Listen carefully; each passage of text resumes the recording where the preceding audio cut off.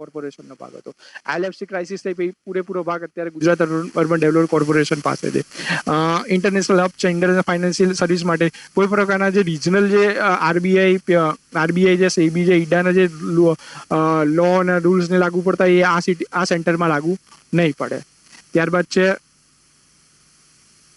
Exchange rate. તો exchange rate શું છે તો કે પોતાની કરન્સીનો બીજાની કરન્સી સાથે જે દર ઉપર એક્સચેન્જ થતું હોય એને એક્સચેન્જ રેટ કહેવાય. બેઝિકલી 3 મેથડ છે: ફ્લોટિંગ, ફિક્સ અને મેનેજ. ફ્લોટિંગ એટલે શું? માર્કેટ ડિસાઇડ કરે ભાઈ.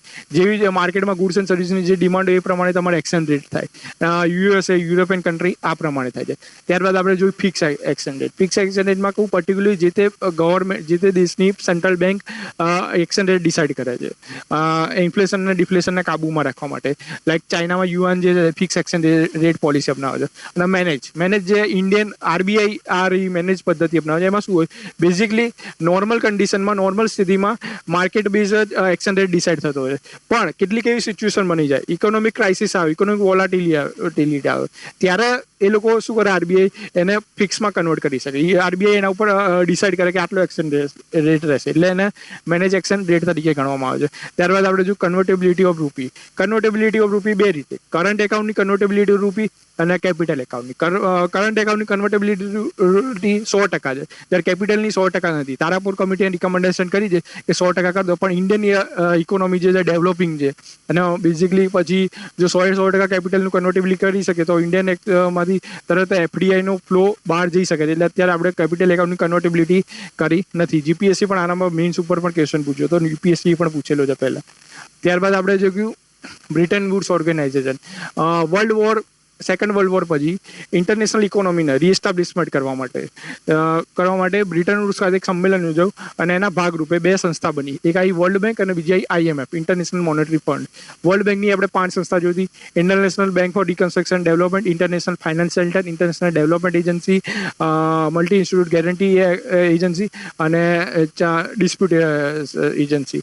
બરોબર. એમાં જે ડિસ્પ્યુટ સંસ્થા છે, બરોબર, ઇન્ટરનેશનલ ડિસ્પ્યુટ સેટલમેન્ટ ડિસ્પ્યુટ, એમાં ભારત સદસ્ય નથી, બાકી 4માં એ સદસ્ય છે. જે ઇન્ટરનેશનલ ડેવલપમેન્ટ એજન્સી છે એ પુઅર કન્ટ્રીને સસ્તા મીન્સ કે વિધાઉટ ઇન્ટરેસ્ટ ઉપર લોન આપે છે, એટલે સૌથી ઇમ્પોર્ટન્ટ એ છે. ત્યારબાદ international bank for reconstruction development છે, એ પણ ઇમ્પોર્ટન્ટ છે. આ ઉપરાંત આઈએફસી જે મસાલા બોન્ડ બહાર પાડે છે, કોર્પોરેટ સંસ્થાને એ લોકો લોન પાડે છે, એનું રેટ ઓફ ઇન્ટરેસ્ટ વધારે હોય છે. ત્યારબાદ આપણે જોયું international monetary fund. Economic crisis આવે, લાઈક બેલેન્સ ઓફ પેમેન્ટની ક્રાઇસિસ ઇન્ડિયાના આવી હતી 1991માં. ત્યારે ભારતનું દેવું વધી ગયું, ફોરેક્સ રિઝર્વ હોય નહીં, ત્યારે દેવાને ભરપાઈ કરવા માટે કઈ સંસ્થા તમને મદદ કરે? તો ઇન્ટરનેશનલ મોનેટરી ફંડ જે છે એની એક સ્પેશિયલ એક કરન્સી છે એસડીઆર, સ્પેશિયલ ડ્રોઈંગ રાઇટ્સ.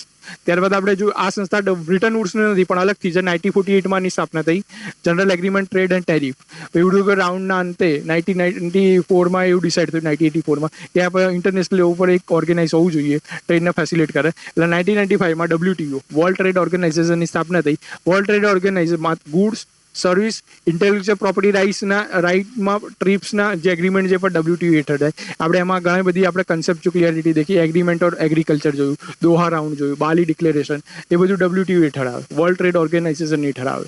અને વર્લ્ડ ટ્રેડ ઓર્ગેનાઇઝેશન એ ડેમોક્રેટિક ઓર્ગેનાઇઝ તરીકે પણ ઓળખાય છે, જેમાં દરેક સદસ્યોને એક ઇક્વલી ઇમ્પોર્ટન્સ હોય છે. જ્યારે ઇન્ટરનેશનલ મોનેટરી ફંડ અને વર્લ્ડ બેંક, એમાં વર્લ્ડ બેંકમાં યુએસએની હેગેમોની રહી છે અને આઈએમએફમાં યુરોપિયન યુનિયનની હેગેમોની રહી છે. એટલે મેઇન્સના ટોપિકથી પણ આ ઓર્ગેનાઇઝેશન એક ખૂબ જ મહત્વપૂર્ણ ક્વેશ્ચન આમાંથી બની શકવાના ચાન્સીસ હોય છે. ત્યારબાદ આપણે જો નોન બ્રિટન વુડ ઓર્ગેનાઇઝેશન એટલે શું થયું? મેં કીધું એમ, વર્લ્ડ બેંકના આઈએમએફમાં ડેવલપ કન્ટ્રીની વર્ચસ્વના કારણે ડેવલપિંગ કન્ટ્રીને એવું લાગ્યું કે આપણે એનાથી અલગ એક ઇન્સ્ટિટ્યૂટ બનાવવાની આવશ્યકતા છે. એટલે પ્રેઝન્ટલી સૌથી 2 ઇન્સ્ટિટ્યૂટ અત્યારે ચર્ચામાં છે. ન્યૂ ડેવલપમેન્ટ બેંક બ્રિક્સના ઓર્ગેનાઇઝર દ્વારા બનાવવામાં આવી, $100 બિલિયન મૂડી સાથે. બધા ઇક્વલ મત છે અને આનું પર્ટિક્યુલર એવું નથી ખાલી બ્રિક્સ કન્ટ્રીને જ મદદ કરે, કોઈ પણ ડેવલપિંગ કન્ટ્રીને આ લોકો લોન આપે છે ઇન્ફ્રાસ્ટ્રક્ચર ડેવલપ માટે, સોશિયલ ડેવલપમેન્ટ માટે. બીજે Asian investment and infrastructure bank. ચાઇનાએ શરૂઆત કરી છે. ચાઇના જોડે સૌથી વધારે શેર હોલ્ડર છે, સેકન્ડ ઇન્ડિયા જોડે શેર હોલ્ડર છે. આનો પણ પર્પઝ ખાલી એશિયા પૂરતો નથી, વિશ્વના કોઈ પણ વિકાસશીલ રાષ્ટ્રો છે, ગરીબ રાષ્ટ્રો છે, એમના આ લોકો ઇન્ફ્રાસ્ટ્રક્ચર માટે, સોશિયલ ડેવલપમેન્ટ માટે આ લોકો આ બેંક લોન આપે છે. આનું શાંઘાઈમાં વડું મથક છે, આનું બેઇજિંગમાં વડું મથક છે. કહેવાનો ભાવ છે કે ક્વેશ્ચન એવો પૂછાય કે ભાઈ ન્યૂ ડેવલપમેન્ટ બેંક, બ્રિક્સનું સંગઠન આપણને યાદ છે, પણ એવું પૂછાય કે ન્યૂ ડેવલપમેન્ટ બેંક માત્ર બ્રિક્સના રાષ્ટ્રોને જ લોન આપે છે? ના, એવું કંઈ નહીં. કોઈ પણ રાષ્ટ્ર વિકાસશીલને લોન આપે છે. પછી એડીબી, એશિયન ડેવલપમેન્ટ બેંક, જેનું વડું મથક કહે છે તો કે ફિલિપિન્સ. જાપાન, યુએસએ સૌથી વધારે સ્ટેટ હોલ્ડર છે. એનું પણ કાર્ય સેમ છે કે વિકાસશીલ રાષ્ટ્રોને એ લોકો લોન આપે છે. એ European bank for reconstruction and development, Bharat હાલમાં જ આનું મેમ્બર બન્યું, એટલે આ એક સંસ્થા એક તો ચર્ચામાંથી. પછી હવે આપણે જો ટાઈપ્સ ઓફ ટ્રેડ એગ્રીમેન્ટ્સ, કેટલા પ્રકારના trade agreement? PTA, preferential trade agreement, શરૂઆત થાય ચીજ વસ્તુની કસ્ટમ એક્સેસ ડ્યુટીમાં ઘટાડો થાય. એફટીએ ટોટલી નીલ કરી દે, કસ્ટમ ડ્યુટી ટોટલ નીલ હોય. કસ્ટમ યુનિયન ઇક્વલ જે ગ્રુપ હોય એની બીજા કન્ટ્રી સાથે જ્યારે વ્યવહાર કરે ત્યારે એ લોકો જે એક્સટર્નલ ટેરિફ રાખે ઇક્વલ રાખે, that's called custom union. B common market, તો માર્કેટ જ કોમન હોય, બધા માર્કેટના ફેક્ટર જે છે એ બધા એકદમ ઇક્વલ જ રૂલ્સ એન્ડ રેગ્યુલેશન હોય. ઇકોનોમિક યુનિયનમાં શું હોય? લાઈક યુરોપિયન યુનિયન, એમાં શું હોય ભાઈ, જે લેબર છે, ઇન્વેસ્ટમેન્ટ છે, એ પણ ફ્રીલી છૂટછાટથી થઈ જાય, એટલે ઇકોનોમિક યુનિયન કહેવાય, લાઈક યુરોપિયન યુનિયન. પછી આપણે other economic group, other economic ગ્રુપમાં જુઓ સાર્ક, સાઉથ એશિયાનું છે, BIMSTEC, bay of Bengal, multi sector technical economic cooperation. ત્યારબાદ આપણે મેકંગ ગંગા કોઓપરેશન, આના ઉપર એક ક્વેશ્ચન પૂછાઈ ગયો છે. આસિયાન, સાઉથ એશિયાના 10 છે, એની જોડે 6 કન્ટ્રી આરસીપી કર્યું, આરસીપીથી ભારત છૂટું થયું છે, એટલે એ પૂછાય છે આરસીમાં કઈ કઈ કન્ટ્રી છે, તો 10 + 6 કયા? India, China, Japan, south Korea, Australia, New Zealand. Shanghai cooperation organise 2001માં અસ્તિત્વમાં, 2017માં ભારત આનું સદસ્ય રાષ્ટ્ર બન્યું. Indian ocean રીમ association, Asian Pacific economic cooperation, BRICS આપણે જોઈ ગયા એમ, ઓઈસીડી organise of economic cooperation development, financial action task force જે ઓઈસીડી હેઠળ જ શરૂઆત થઈ હતી એની. G20 ગ્રુપ છે, ઓસાકા ડિક્લેરેશન જાપાનમાં જે થયું હતું, ભારત એને નકાર્યું. કયું શેના માટે જાણીતું ઓસાકા ડિક્લેરેશન? તો કે ડિજિટલ ડેટાના ફ્લો માટે જાણીતું છે. જય વન ટાઈપ ઓફ નામ આપ્યું છે, જાપાન, અમેરિકા અને ઇન્ડિયાનું.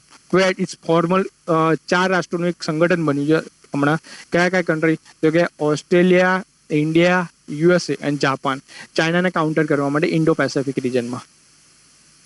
ત્યારબાદ સેક્ટર્સ જુઓ, સેક્ટર્સ સૌથી ઇમ્પોર્ટન્ટ. એગ્રીકલ્ચરમાંથી તમારે 1 કે 2 ક્વેશ્ચન તમારે પ્રિલિમમાં માનીને ચાલવાના, અને મેન્સમાં તમારે માનીને જ ચાલવાનું કે એગ્રીકલ્ચરમાંથી એક ક્વેશ્ચન આવશે ને આવશે. કંઈ ના થાય, ખાલી એટલા સેક્ટર યાદ હોય, સેક્ટરની સમસ્યા અને સેક્ટરના નિરાકરણના ઉપાય યાદ હોય, તો તમે મેન્સમાં પણ આન્સર આરામથી એને ટેકલ કરી શકશો. લેન્ડ રિફોર્મ્સ, ભૂદાન આંદોલન, જમીનદારી પ્રથાને અસ્તિત્વથી બંધ કરી. સીડ, જેનેટિક મોડિફાઈડ ક્રોપ, આપણે માત્ર અત્યારે બીટી કોમ્પોનન્ટ મંજૂરી આપી લે. જેનેટિક એન્જિનિયર એપ્રુવલ કમિટી જે છે એન્વાયરમેન્ટ પ્રોટેક્શન એક્ટ 1986 હેઠળ કાર્ય કરીએ છે. વોટરમાં જલશક્તિ અભિયાન અત્યારે આપણે ચાલી રહ્યું છે. આ ઉપરાંત કૃષિ સૂક્ષ્મ સિંચાઈ યોજના, ટપક સિંચાઈ યોજના, ફુવારા પદ્ધતિ યોજના જેવી અલગ અલગ પ્રકારની યોજના છે. નમામી ગંગે કાર્યક્રમ છે, વોટર પોલ્યુશન ને દૂર કરવા સ્વચ્છતા અભિયાન છે, is a part of the water પ્રોગ્રામનો છે. Urea, NPK, neem coating urea, soil health card દર 3 વર્ષે કરવામાં આવે છે. જમીનનું ટેસ્ટિંગ કરવામાં આવે છે.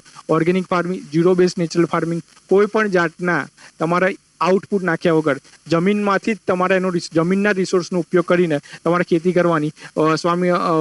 બીજ મિત્ર, જીવ મિત્ર, વાપસા છે. પછી તમે farm mechanisation, finance creditor, ENW, negotiable warehouse receipt. પછી ઇન્સ્યોરન્સ દેખો, પ્રધાનમંત્રી ફસલ બીમા યોજના જે હાલમાં તમામ પ્રકારના ખેડૂતો માટે જે પહેલા અનિવાર્ય હતી, અત્યારે એના રૂલ્સ એન્ડ રેગ્યુલેશન ચેન્જીસ કરી દીધા અને કમ્પલસરી નથી. જે ખેડૂતને ઈચ્છે એ લઈ શકે છે. અને પહેલા યુનિયન અને સ્ટેટ ઇક્વલ એનો પ્રીમિયમનો દર ભોગવતા હતા. અત્યારે યુનિયન માત્ર 30% સુધી જે ઇન્સ્યોરન્સનો ભોગવશે, બાકીની બધી સ્ટેટ ઉપર રિસ્પોન્સિબિલિટી છે. એટલે આ 2 ટેકનિકલ ચેન્જીસ કર્યા છે. આ સ્ટેટમેન્ટમાં પૂછાવ તો પૂછાઈ શકે છે. માર્કેટાઇઝેશન નામ, electronic national agriculture marketing, APMC મંડીથી એક ઉપરનું સ્ટેપ, ઇલેક્ટ્રોનિક પ્રોડક્ટ, બધી APMCની ઇલેક્ટ્રોનિક પ્લેટફોર્મ પર એ લોકોએ એકત્રિત કરી. અને ખેડૂત જે APMCને સારો ભાવ આપશે એમાં એ પોતાના ગુડ્સને વેચશે. MSP, minimum supported price, committee on agriculture cost and price નક્કી કરે. કેબિનેટ કમિટી ઇકોનોમિક્સને મંજૂરી આપે.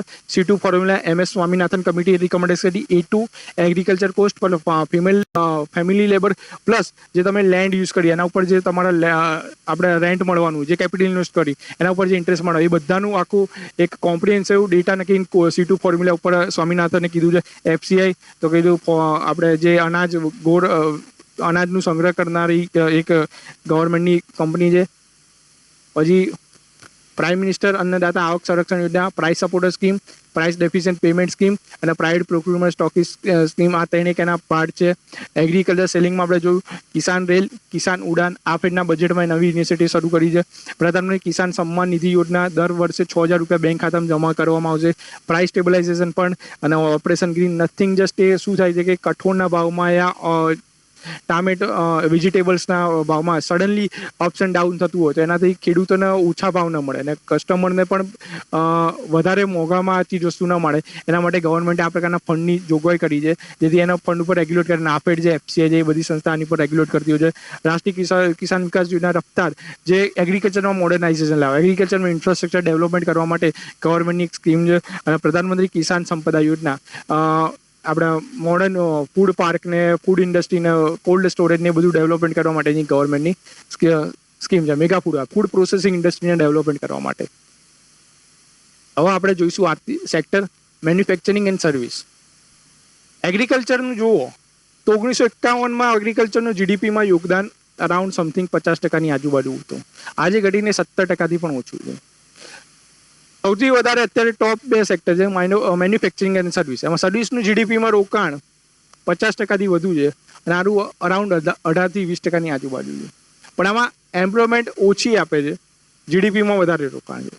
આપણે વાત કરીશું મેન્યુફેક્ચરિંગની. એમાં શરૂઆત આવશે એલપીજી રિફોર્મ્સ. એલપીજી રિફોર્મ્સ આપણે ચર્ચા કરી ચૂક્યા છીએ. 1991માં બેલેન્સ ઓફ પેમેન્ટની ક્રાઇસિસ સર્જાય એટલે ઇન્ટરનેશનલ મોનેટરી ફંડે કીધું કે તમારે એલપીજી રિફોર્મ્સ લાવવા પડશે.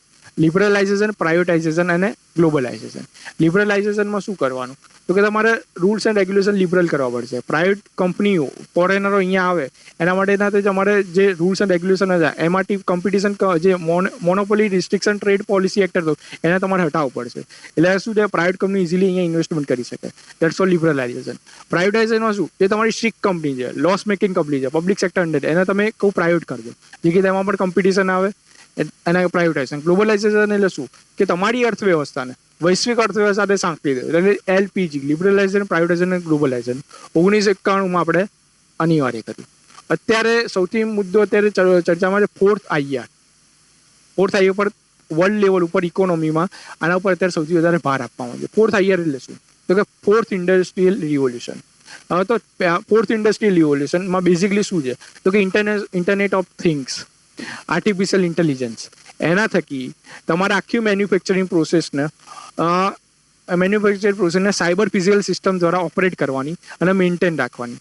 કેટલું પ્રોડક્શન થશે, કેટલું એનો કઈ સેક્ટરમાં યુઝ થશે, એ બધું ડિસાઇડ આર્ટિફિશિયલ ઇન્ટેલિજન્સ થકી થાય, ઇન્ટરનેટ ઓફ થિંગ્સ થકી થાય. That's cold fourth industrial revolution. પહેલી ઇન્ડસ્ટ્રીયલ રિવોલ્યુશન શું હતી? રેલવે, શિપ, જહાજ, એ પહેલી ઇન્ડસ્ટ્રીયલ રિવોલ્યુશન કરાય. પછી સેકન્ડમાં શું આવે? પ્લેન છે. તો એના એ લોકો પ્લેન ઇલેક્ટ્રોનિક આઇટમ જે છે તો એ લોકો સેકન્ડ રિવોલ્યુશન તરીકે ગણાય છે. થર્ડ રિવોલ્યુશનમાં શું છે? રોબોટ છે, 3D પ્રિન્ટિંગ છે, એને થર્ડ રિવોલ્યુશનમાં ગણવામાં આવે છે. નેનો ટેકનોલોજીને થર્ડ રિવોલ્યુશનમાં ગણવામાં આવે છે. અને જે ફોર્થ રિવોલ્યુશન છે totally internet of things base છે અને એના ઉપર જ આખું મેન્યુફેક્ચરિંગ પ્રોસેસનું હેન્ડલિંગ થાય છે. તો એક ફોર્થ ક્વેશ્ચન પૂછે છે કે ફોર્થ ઇન્ડસ્ટ્રી રિવોલ્યુશન કયા સેક્ટર, એમાં શું શું આવે? તો ઇન્ટરનેટ બેઝ ઉપર. આને જ લગતી ગવર્મેન્ટ એક સ્કીમ ચાલુ કરી, Samriddh Udyog Bharat 4.0. Ministry of heavy industry.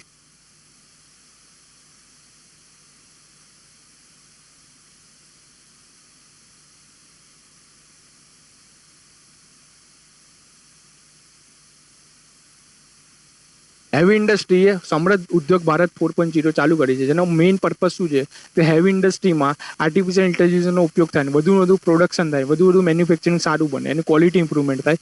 એનો પર્પઝ છે સમૃદ્ધ ઉદ્યોગ ભારત 4.0. Circular economy. નીતિ આયોગે આના ઉપર એક બ્લુ પ્રિન્ટ બહાર પાડી છે. What is circular economy? આટલો એક ક્વેશ્ચન કો પ્રિલિમમાં પૂછી શકે. સર્ક્યુલર ઇકોનોમી અત્યારે ટ્રેડિશનલ એક ઇકોનોમી કેવી છે? બનાવો, યુઝ કરો અને થ્રો કરો, મેડ, યુઝ એન્ડ થ્રો. પણ સર્ક્યુલર ઇકોનોમી શું? મિનિમમ રિસોર્સનો ઉપયોગ કરવાનો, રિસોર્સનું રિસાયકલિંગ કરો, રિસોર્સનો રીયુઝ કરો, રિસોર્સનો રિફર્બિશ કરો અને મેક્સિમમ એનો રિસોર્સનો ઉપયોગ કરો. યાની એનો બગાડ ના થવા દો. અને જે પણ વેસ્ટમાંથી બેસ્ટ જે કહીએ ને આપણે એને that's all circular economy. Reuse, reduce, recycle, refurbish. 4R strategy circular ઇકોનોમીમાં વપરાય છે. નીતિ આયોગ એમ કહે છે કે સર્ક્યુલર ઇકોનોમીના કારણે વર્ષ 2025 સુધીમાં ઇન્ડિયામાં તકરીબન 1.5 કરોડ જેટલી ઇમ્પ્લોયમેન્ટ થઈ શકે એમ છે. એટલે સર્ક્યુલર ઇકોનોમી અત્યારે ગ્લોબલ લેવલ ઉપર પણ એક અત્યારે વેસ્ટર્ન કન્ટ્રીઓ ખાસ કરીને આ ઇકોનોમી પર અત્યારે ધીરે ધીરે આગળ વધી રહ્યા છે. અને એના લીધે જ એ લોકો રિન્યુએબલ એનર્જી, રિન્યુએબલ ટેકનોલોજી ઉપર એન્વાયરમેન્ટને અનુકૂળ જે ટેકનોલોજી છે એના નવા ઇનોવેશન કરી રહ્યા છે અને એનું મેક્સિમમ હવે દરેક સેક્ટરમાં એ લોકો યુઝ કરી રહ્યા છે. તો દેટ્સ ઓલ સર્ક્યુલર ઇકોનોમી. પછી છે national manufacturing policy 2011. National manufacturing policy 2011 આના 2 પર્પઝ છે. કયા કયા?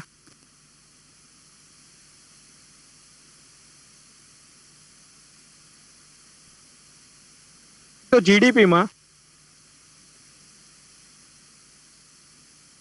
25% જેટલું યોગદાન 2022 સુધીમાં મેન્યુફેક્ચરિંગ સેક્ટરનું કરવું.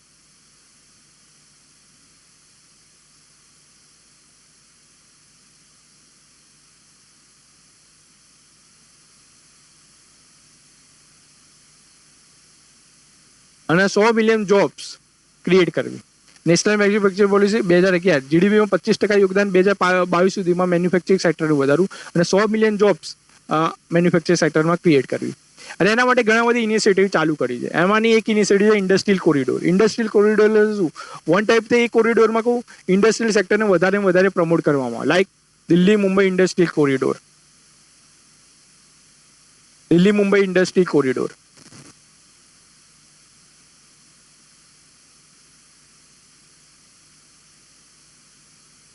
ક્વેશ્ચન એવો પણ પૂછી શકે, દિલ્હી મુંબઈ ઇન્ડસ્ટ્રી કોરિડોર એક બહુ ફેમસ છે અને ઘણા લાંબા ટાઈમથી આને ઇમ્પ્લિમેન્ટેશન ગવર્મેન્ટ કરી રહી છે. એટલે આ ક્વેશ્ચન પણ આવી શકે કયા કયા સ્ટેટમાંથી પસાર થાય છે. તો જુઓ તમે ક્રોનોલોજી વાઇઝ ઉપરથી દેખો તો દિલ્હી, રાજસ્થાન, મધ્યપ્રદેશ, ગુજરાત, હરિયાણા, મહારાષ્ટ્ર અને ઉત્તર પ્રદેશ આ 6 સ્ટેટ છે. 6 સ્ટેટમાંથી દિલ્હી મુંબઈ ઇન્ડસ્ટ્રી કોરિડોર પસાર થાય છે, જેનું ઇમ્પ્લિમેન્ટેશન ગવર્મેન્ટની એક ટ્રસ્ટ કંપની છે, નેશનલ ઇન્વેસ્ટમેન્ટ ઇન્ફ્રાસ્ટ્રક્ચર ટ્રસ્ટ છે, એ કરી રહી છે. જાપાનની બેંક છે, જાપાનની કોઓપરેશન બેંક, એ પણ આમાં ફંડિંગ કરી રહી છે. એટલે તમારે એ જોવાનું છે DMIC કયા કયા સ્ટેટમાંથી પસાર થઈ રહી છે. તો એ આ ઉપરાંત અમૃતસર કલકત્તા કોરિડોર છે, પછી કલકત્તા વિશાખાપટ્ટનમ કોરિડોર છે, ઘણા બધા કોરિડોર છે. પણ DMC કોરિડોર ખૂબ જ ચર્ચામાં રહેલો છે. એ કદાચ જીઓગ્રાફિકલ બેઝ ક્વેશ્ચન પૂછવો હોય તો પણ પૂછી શકે કયા કયા રાજ્યોમાંથી પસાર થાય છે, કયા કયા રાજ્યોમાંથી નથી પસાર થતી. તો એ કાર્ય ધ્યાનમાં રાખવાનું જરૂરી. પછી દેખો make in India commerce minister. વર્ષ 2014માં નવી સરકાર આવી, નવી સરકારે મેક ઇન ઇન્ડિયાના કન્સેપ્ટ સાથે એક નવી યોજના શરૂ કરી, કોમર્સ મિનિસ્ટર હેઠળ આવે છે. મેક ઇન ઇન્ડિયાનો પર્પઝ શું? કે ભારતમાં જ ચીજ વસ્તુનું ઉત્પાદન થાય. એના માટે તમારે ઘણા બધા અલગ અલગ પ્રકારના રિફોર્મ્સ લાવવા પડશે, લાઈક કે પોલિસી બેઝ રિફોર્મ. FDI તમે લિબરલાઇઝ કરી, દરેક સેક્ટરમાં કરી, બરોબર. ઇન્સ્યોરન્સ છે, બોલિવૂડ ઇન્ડસ્ટ્રી છે, ફાર્મસી છે, એ બધામાં તમે ડિફેન્સ, એ બધામાં તમે FDI નોર્મ્સને રિલેક્સેશન કર્યા. સેકન્ડ, તમે લેબર લોને તમે હળવા કર્યા. જે અલગ અલગ પ્રકારના 44 શ્રમ કાનૂન એને ઘટાડીને 4 ઉપર લાયા. લેબર કોડ જે 4 બિલ આપણે લાયા, પેમેન્ટ વેજીસ એક્ટ ને બધાને હટાવી. તો એ એક જાતનું રિફોર્મ છે. સેકન્ડ, જે પરમિશન મળે તો સિંગલ વિન્ડો ક્લિયરન્સ દ્વારા મળે. એ પ્રકારની એ લોકો સુવિધા કરી. લાઈક જાપાન માટે, જાપાનની કોઈ પણ કંપની હોય ઇન્ડિયામાં ઇન્વેસ્ટમેન્ટ કરવાનું હોય તેને સિંગલ વિન્ડો ક્લિયરન્સ મળી જાય, એ પ્રકારની સુવિધા શરૂ કરી. તો આ પ્રકારની એન્વાયરમેન્ટ ક્લિયરન્સ જલ્દી મળે, ઇઝી ઓફ ડુઈંગ બિઝનેસ થાય, વધુ ને વધુ લોકો અહીંયા ઇન્ડિયામાં આકર્ષિત થાય. એટલે મેક ઇન ઇન્ડિયાનો કોન્સેપ્ટ લાવે. આ સાથે આ ફેરના બજેટમાં assemble in India,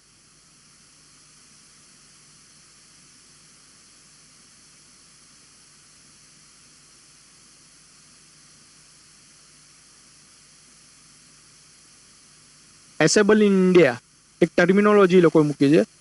assemble in India તો કે ગ્લોબલ સપ્લાય ચેનનો ભારત ભાગ બને.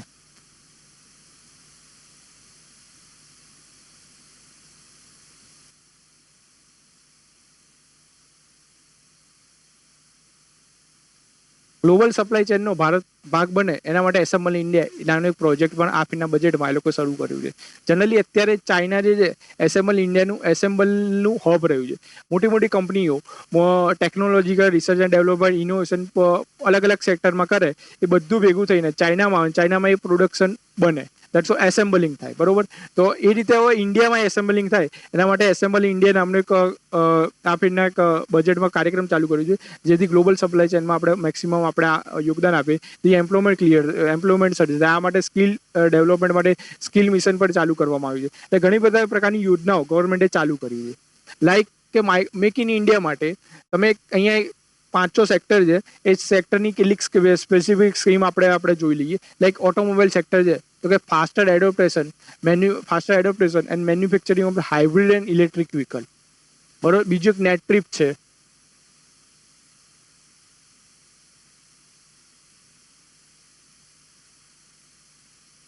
બરોબર. ફેમ નેટ્રીપ ઓટોમોબાઈલ સેક્ટરમાં ઇનોવેશન લાવવા માટેની એક સ્કીમ છે. આ ઇલેક્ટ્રિક વ્હીકલને પ્રમોટ કરવા માટે ફેમ ઇન્ડિયા છે. એવિએશન સેક્ટરમાં તમે તો ઉડાન, ઉડે દેશ કા આમ આદમી. બરોબર. રિજનલ કનેક્ટિવિટી વધુ ને વધુ થાય એટલે વાયબિલિટી ગેપ ફંડિંગ બનાવવા આવેલું ટાયર 2 અને ટાયર 3 સિટીમાં મેક્સિમમ એવિએશન સેક્ટરનું ડેવલપમેન્ટ થાય એના માટે એક સ્કીમ ચાલુ કરી છે ઉડાન. ત્યાર પછી ઇન્ફોર્મેશન ટેકનોલોજી સેક્ટરમાં દેખો પ્રધાનમંત્રી ડિજિટલ સાક્ષરતા અભિયાન, ડિજિટલ ઇન્ડિયા મિશન, આ પ્રકારની અલગ અલગ પ્રકારની યોજના ચાલુ કરી છે. ત્યારબાદ તમે દેખો પોર્ટ સાગરમાલા. ઇન્ડિયાના જેટલા પણ પોર્ટ છે એ પોર્ટમાં ઇન્ફ્રાસ્ટ્રક્ચર ડેવલપમેન્ટ એની પોર્ટ એકબીજા સાથે કનેક્ટિવ રહે એના માટે ગવર્મેન્ટે ચાલુ કરી સાગરમાલા ઇનિશિયેટિવ. પછી રોડમાં ભારતના મુખ્ય જિલ્લા એકબીજા સાથે કનેક્ટેડ એના માટે ભારતમાલા ચાલુ. આ બંને ઇન્ટરકનેક્ટેડ જ કહેવાય, જેનાથી પોર્ટથી મેઇન જિલ્લા સુધી, જિલ્લાથી પોર્ટ સુધી એક્સપોર્ટ ઇમ્પોર્ટ ઇઝીલી પરિવહન થઈ શકશે, ઇઝીલી ટ્રાન્સપોર્ટેશન થઈ શકશે. પછી છે ટુરિઝમ પ્રસાદ 12 સેક્ટર છે. પછી બધા ટુરિઝમ કહેવાનો ભાવાર્થ એમ છે કે તમારે પ્રિલિમમાં મેક ઇન ઇન્ડિયા હેઠળ આ સરકારે 2014 પછી જેટલી પણ આ પ્રકારની નવી નવી યોજના અલગ અલગ સેક્ટર, આ તો મેં તમને સેટ ફોર એક્ઝામ્પલ 6 સેક્ટરની અલગ અલગ એક્ઝામ્પલ આપીને તમને કીધું. આ સિવાય પણ ઘણી બધી સ્કીમો છેલ્લા 5 થી 6 વર્ષમાં આ સરકારે ચાલુ કરી છે. તો એ એક્ઝામમાં સૌથી ઇમ્પોર્ટન્ટ છે, કેમ કે સ્કીમના બેઝ ઉપર તમે જોશો તો બે ક્વેશ્ચન માનીને ચાલો કે સ્કીમ ઉપર જ જાય. અટલ ઇનોવેશન મિશન છે, સેટ 2 છે, એ આગળ આપણે જોઈશું. એ પ્રકારના જે મિશનો છે, જે પ્રકારની યોજનાઓ છે, એ તમારે ખાસ કરીને જોવાની રહેશે. તો એક આ યોજના ખાસ કરી લેજો.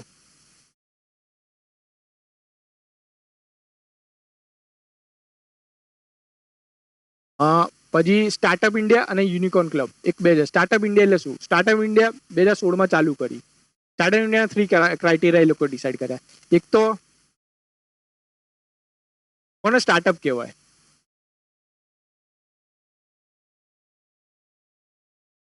એવી કંપની જે 10 વર્ષથી જૂની ના હોવી જોઈએ, મીન્સ કે 10 વર્ષથી વધુ સમયગાળાથી શરૂ ના થયેલી હોવી જોઈએ.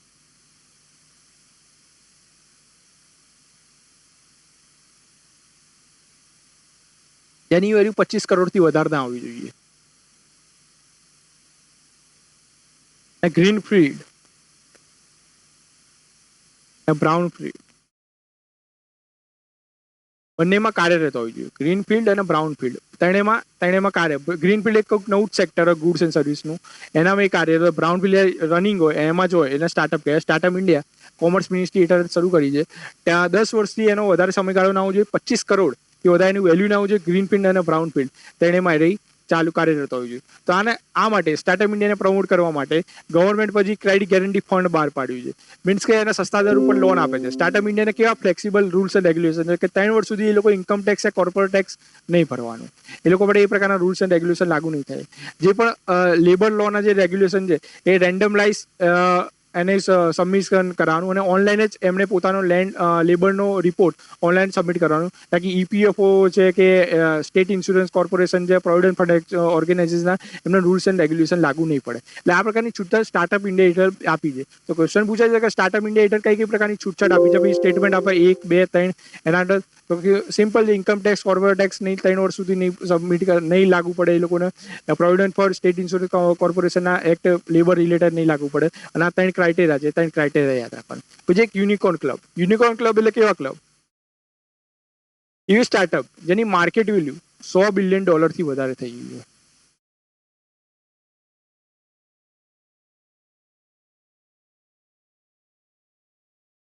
$100 બિલિયન થી વધારે થઈ ગયું માર્કેટ. લાઈક કઈ? Swiggy, Paytm, BYJU'S. ક્વેશ્ચન પૂછાય કે યુનિકોર્ન ક્લબ એટલે કેવી ક્લબ? તો જેની માર્કેટ વેલ્યુ $100 બિલિયન થી વધારે હોય, દેટ્સ ઓલ પેટીએમ છે, સ્વિગી છે, બાયજુ છે, એને યુનિકોર્ન ક્લબ તરીકે કહેવામાં આવે છે.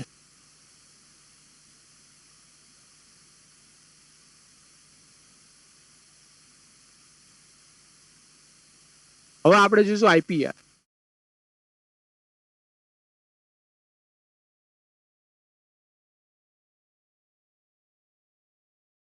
ઇન્ટેલેક્ચ્યુઅલ પ્રોપર્ટી રાઇટ્સ યાને માણસે પોતાના બૌદ્ધિક ક્ષમતા દ્વારા જે એસેટનું સર્જન કરે એને સિમ્પલ ભાષામાં શું કહેવાય? IPR, intellectual property rights. અલગ અલગ પ્રકારની આઈપીઆર છે, લાઈક પેટન્ટ છે, પછી જે કોપી રાઇટ્સ છે, ટ્રેડમાર્ક છે, જિયોગ્રાફિકલ ઇન્ડિકેટર છે. છેલ્લા 2-3 વર્ષના પેપરનું એનાલિસિસ કરો તો જિયોગ્રાફિકલ ઇન્ડિકેટર ઉપર એકાદ ક્વેશ્ચન તો યુપીએસસી પૂછતી જ હોય છે કે ભાઈ નીચેના એક સિટીનું નામ આપે, લાઈક કે પાટણનું પટોળા ફેમસ છે તો ભાઈ પાટણ અને સામે પટોળા. બનારસની સાડી હોય તો બનારસની સામે સાડી. એટલે મીન્સ કે ભાઈ મેચ કરવાનું કે કાં તો કે નીચેનામાંથી કયું સિટી કઈ સાથે સાચું છે કે નહીં એ પ્રકારના ક્વેશ્ચન પણ યુપીએસસી પૂછે. તો જિયોગ્રાફિકલ ઇન્ડિકેટર ખાસ કરીને ગવર્મેન્ટે કરંટમાં કોઈક સિટીના જિયોગ્રાફી, લાઈક સંખેડાનું ફર્નિચરને આપ્યું કે એવા કોઈક સિટી કે એને જિયોગ્રાફી ઇન્ડિકેશન આપ્યું હોય કે તેલંગાણામાં કોઈક સિટીના રમકડાના પર જિયોગ્રાફી ઇન્ડિકેશન આજથી 1 વર્ષ પહેલા આપ્યું. તો યાની કે એ પ્રકારના ક્વેશ્ચનો કરંટમાં જે ચર્ચામાં તો એ ખાસ ધ્યાન રાખજો. એમાંથી એક ક્વેશ્ચન આવવાની સંભાવના છે, તો એ રીતની પ્રિપેરેશન કરજો. Patent, copyright, trademark, geographical indicator, આ પ્રકારના જે અલગ અલગ જે રાઇટ્સ છે, ઇન્ટેલેક્ચ્યુઅલ પ્રોપર્ટી રાઇટ્સ છે, એને ઇન્ટેલેક્ચ્યુઅલ પ્રોપર્ટી રાઇટ્સ કહેવાય. એ અલગ અલગ એક્ટ હેઠળ એ લોકોનું રેગ્યુલેટ થતું હોય છે. ટ્રેડમાર્ક, કોપીરાઇટ એક્ટ 1970 છે. એ બધા એક્ટને આપણે ઇકોનોમીના પર્સપેક્ટિવથી, ખાસ કરીને પ્રિલિમના પર્સપેક્ટિવથી વાંચો એટલે ઇમ્પોર્ટન્ટ નથી, કેમ કે એ ટેકનિકલ છે. તો ખાસ કરીને યાદ રાખવાનું કઈ કોને શું કહેવાય. તો કે પેટન્ટ હોય તો કંઈક ઇનોવેશન કર્યું હોય તો એના માટે જે પેટન્ટ, લાઈક ફાર્મસી સેક્ટરમાં તમે કંઈક દવા શોધી તો એના ઉપર જે મેળવવા પેટન્ટ કહેવાય. કોપીરાઇટ છે તો આર્ટના સાઈડ, લાઈક મ્યુઝિકમાં તમે જે મ્યુઝિક છે, ફિલ્મ બનાવો તો એના ઉપર જે તમે પ્રોપર્ટી રાઇટ્સ જે મળે તો કોપીરાઇટ કહેવાય. જિયોગ્રાફિકલ ઇન્ડિકેટર હોય તો પર્ટિક્યુલર એ રીજનમાં જ એ રીજનમાં જ એ વસ્તુ ફેમસ હોય. લાઈક આપણે આજથી 1 કે 1.5 વર્ષ પહેલા તમે જોજો કે ન્યૂઝપેપરમાં ચર્ચામાં હતું કે રસગુલ્લા કોના ફેમસ, ઓડિશાના કે પશ્ચિમ બંગાળના. આ એ જિયોગ્રાફિકલ ઇન્ડિકેટરનો રાઇટ્સનો સવાલ હતો. તો એના માટે બંને સ્ટેટ વચ્ચે થોડી કંટ્રોવર્સી ઊભી થઈ હતી. તો આ રીતે એની અલગ અલગ ડેફિનેશન છે. એમાં સૌથી પહેલા પેટન્ટમાં કમ્પલસરી લાઇસન્સિંગ એક કન્સેપ્ટ છે. કમ્પલસરી લાઇસન્સિંગ આ ખૂબ જ ભારત માટે ખૂબ જ ઇમ્પોર્ટન્ટ છે. તો કે કમ્પલસરી લાઇસન્સિંગ એટલે શું? એવી દવા કે મીન્સ એવી પેટન્ટ, દવા છોડ એવી પેટન્ટ કે જે સામાન્ય માણસ માટે અનુકૂળ હોય, સર્વાઈવલ માટે અનુકૂળ હોય, જરૂરી હોય, નેસેસરી હોય, તો ગવર્મેન્ટ એને કમ્પલસરી લાઇસન્સિંગ હેઠળ મૂકી દે અને એને પેટન્ટના કોઈ પણ જાતના રૂલ્સ એન્ડ રેગ્યુલેશનનો લાગુ નહીં થાય અને એનો ઉપયોગ કરી શકાય. લાઈક સેટ ફોર કેન્સરની કોઈ દવા શોધી અને ભારતમાં કેન્સરના મરીજો વધી રહ્યા, દર્દીઓ વધી રહ્યા, તો ગવર્મેન્ટ શું કરશે? કમ્પલસરી લાઇસન્સિંગ હેઠળ એ દવાને મૂકી દેશે. એની દવાનો ઉપયોગ કરવાનો પેટન્ટના રૂલ્સ એન્ડ રેગ્યુલેશન એના ઉપર લાગુ નહીં થાય. એ કંપનીને પેટન્ટ માટે જે આપણે રોયલ્ટીને આપવાનું એ આપવાનું નહીં થાય. That's all compulsory licensing.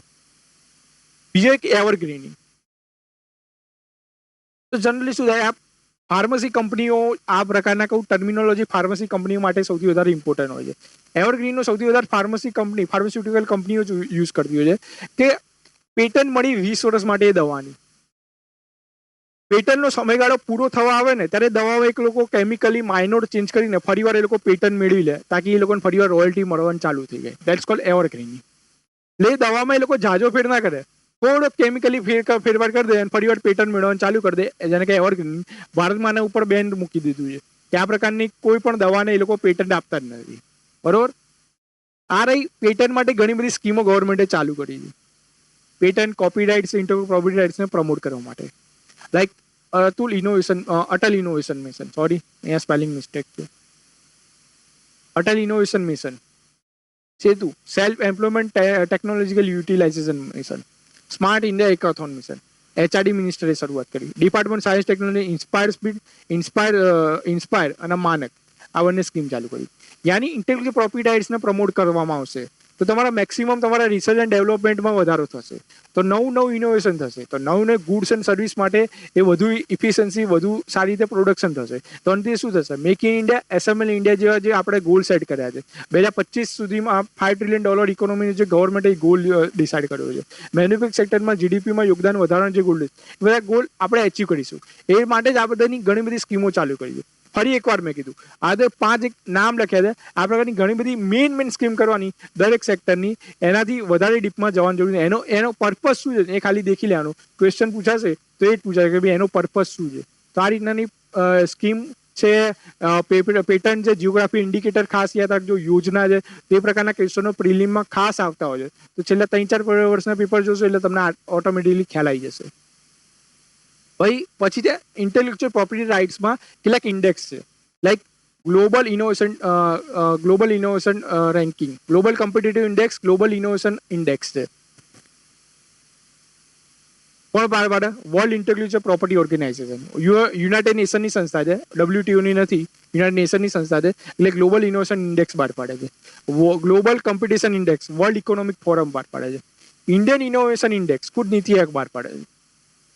દર વર્ષે 1 થી 2 ક્વેશ્ચન ઇન્ડેક્સ ઉપર પૂછાય છે. આ છેલ્લા 5 વર્ષનો ટ્રેડિશનલ એનાલિસિસ. તો આ પ્રકારની ઇન્ડેક્સ જે છે, મહત્વની જે સંસ્થા છે એ તમારે જોઈ લેવાના. આ ઇન્ટેલેક્ચ્યુઅલ પ્રોપર્ટી રાઇટ બેઝ ઉપર ઇન્ડેક્સ જે બહાર પાડે છે એના ઉપર છે.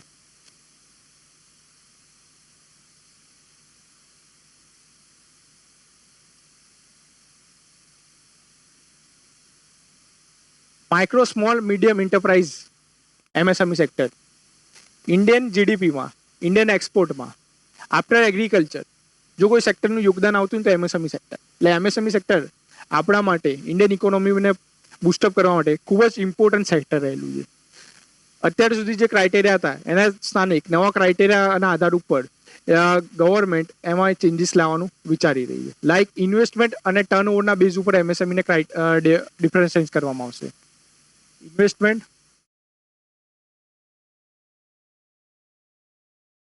અને ટર્નઓવર.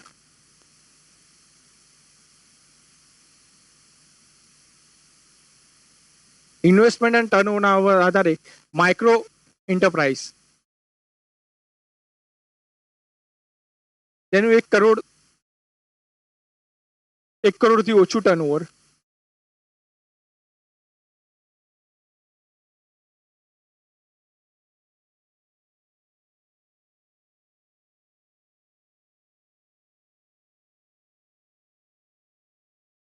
અને 5 કરોડથી ઓછું, 1 કરોડથી ઓછું ઇન્વેસ્ટમેન્ટ અને 5 કરોડથી ઓછું ટર્નઓવર હોય એના માઇક્રો એન્ટરપ્રાઇઝ તરીકે એને ગણવામાં આવશે. સ્મોલ,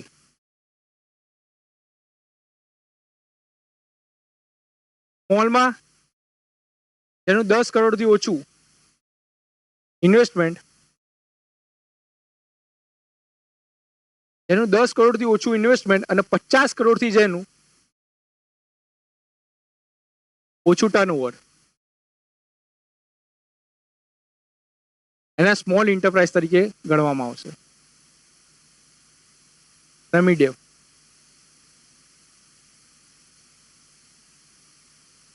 જેનું 20 કરોડ એટલે 100 કરોડ, 20 કરોડ જેટલું ઇન્વેસ્ટમેન્ટ અને 100 કરોડ જેટલું ટર્નઓવર જેટલું હશે એના મીડિયમ એન્ટરપ્રાઇઝ તરીકે ગણવા. આ ન્યૂ ક્રાઇટેરિયા છે, ગવર્મેન્ટે હાલમાં જ સેટઅપ કર્યા છે, જેને આવનારા સમયમાં ઇમ્પ્લિમેન્ટેશન કરવામાં આવશે. માઇક્રો સ્મોલ મીડિયમ એન્ટરપ્રાઇઝ મે બી બની શકે કે આપણી પ્રિલિમની એક્ઝામ પહેલાં જ આ ક્રાઇટેરિયા લાગુ થઈ ચૂક્યા હોય. તો આ ક્રાઇટેરિયા તમે ઇઝીલી તમે ધ્યાન રાખો, યાદ રાખો. ક્વેશ્ચન ડાયરેક્ટ પ્રિલિમમાં આમાંથી પડી શકે છે MSME સેક્ટર ઉપર, કેમ કે ઇન્ડિયન ઇકોનોમીમાં ખૂબ જ મહત્વનો એક ભાગ ભજવે છે. શું છે MSMEમાં ન્યૂ ક્રાઇટેરિયા દેખ્યા? પછી prime minister employment generation programme, Khadi and village industry commission છે MSME સેક્ટરમાં.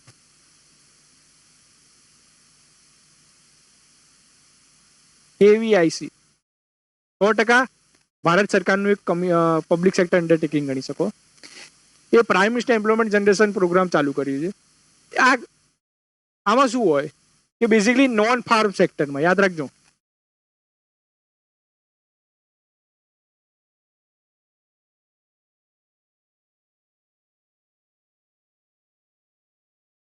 સ્મોલ એન્ટરપ્રિન્યોરશિપને પ્રમોટ કરવા માટે, MSME ને પ્રમોટ કરવા માટે લોકો સબસિડી બેઝ ઉપર લોન આપે છે. નોન ફાર્મ સેક્ટરમાં પ્રમોટ કરવા માટે MSME સેક્ટરને સબસિડી બેઝ ઉપર લોન આપે. KVIC prime minister employment generation programme ચાલુ કરે છે. પછી એસ્પાયરમાં ફાર્મ સેક્ટરને રૂરલ એન્ટરપ્રિન્યોરને પ્રમોટ કરવા માટેની સ્કીમ છે એસ્પાયર. પછી સોલર ચરખા મિશન, આ પણ KVIC ચલાવે. રૂરલ ઇન્ડિયામાં સોલર ચરખાનો મેક્સિમમ યુઝ થાય એના માટેની સ્કીમને સોલર ચરખા મિશન. પછી MSME સમાધાન, MSME કોઈ કોર્પોરેટ સાથે આપણે જ્યારે ધંધો કરવી હોય, કોર્પોરેટ સાથે ધંધો કરે કે બીજા કોઈ સાથે ધંધો કરે, ધંધો કર્યા પછી એને સમયસર નાણાં ન મળે તો એક સમાધાન એક પોર્ટલ છે, એમાં જઈને લોકો ફરિયાદ કરે અને ઓન ધ સ્પોટ એ લોકો નિરાકરણ લાવે છે. ગવર્મેન્ટ ખુદ નિરાકરણ લાવે છે. પછી એક જેમ પોર્ટલ.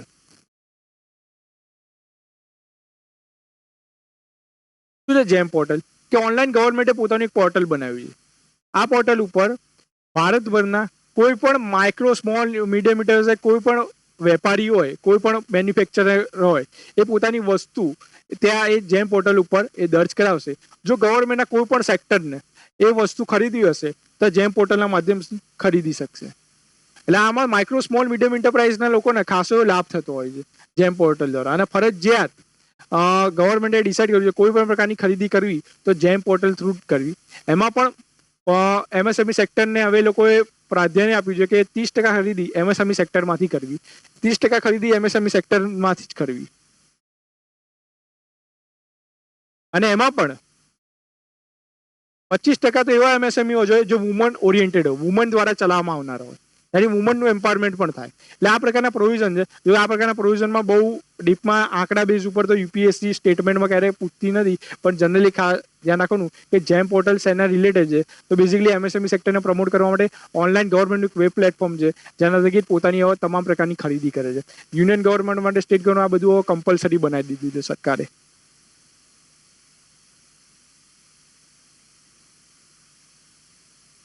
હવે આ જે સંસ્થા છે આ શું છે? એક ક્વોલિટી સ્ટાન્ડર્ડ નક્કી કરતી સંસ્થા છે ઇન્ડિયામાં. Like BIS, bureau of Indian standard, consumer minister હેઠળ આવે છે. અને જેટલા પણ ISO માર્કા કે જે પણ આપણે જોઈએ એ જનરલી એ ડિસાઇડ કોણ કરે, એના ઉપર રેગ્યુલેટ કોણ કરે? તો કે બ્યુરો ઓફ ઇન્ડિયન સ્ટાન્ડર્ડ. બરોબર. બીજો QCI, quality council of India. Question QCI પર પૂછી ગયું. નોન સ્ટેટ્યુટરી બોડી છે. બરોબર. એના ફંડિંગ કરે છે કોર્પોરેટ મિનિસ્ટર કરે છે, CII ફિક્કી લોકો કરે છે. અને જે ક્વોલિટી સ્ટાન્ડર્ડ જવું જોઈએ, કોઈ પણ પ્રોડક્શનનું ક્વોલિટી સ્ટાન્ડર્ડ હોવું જોઈએ, તે ડિસાઇડ કરવાનું કોણ કરે? તો કે ક્વોલિટી કાઉન્સિલ ઓફ ઇન્ડિયા કરે. પછી NPC, એક બોડી છે સ્ટેટ્યુટરી બોડી, કોમર્સ મિનિસ્ટ્રી હેઠળ આવે, નેશનલ પ્રોડક્ટિવિટી કાઉન્સિલ. બરોબર. પછી BEE, bureau of energy efficiency.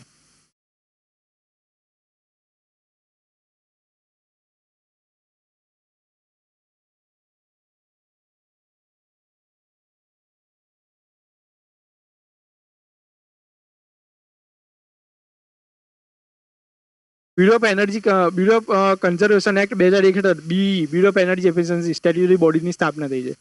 આ બોડી શું કામ કરે છે? તો આ બોડી શું, જે આપણે અત્યારે ઇલેક્ટ્રિક આઇટમમાં જે આપણે સ્ટાર લેબલિંગ ને જોયું ને, મેક્સિમમ એનર્જી ઇફિશિયન્ટ થાય, એ એનર્જી ઇફિશિયન્ટનું જે સ્ટાન્ડર્ડ હોય ને એ ડિસાઇડ કરવાનું કામ શું કોણ કરે? Bureau of energy efficiency, energy conserve act 2001 હેઠળની સ્થાપના થઈ છે. Bureau of FSSAI, food safety and standard authority of India, ફૂડના જે સ્ટાન્ડર્ડ નક્કી કરવાનું કામ કોણ કરે? આ મિનિસ્ટ્રી. કઈ સંસ્થા હેઠળ આવે? કઈ મિનિસ્ટ્રી હેઠળ આવે?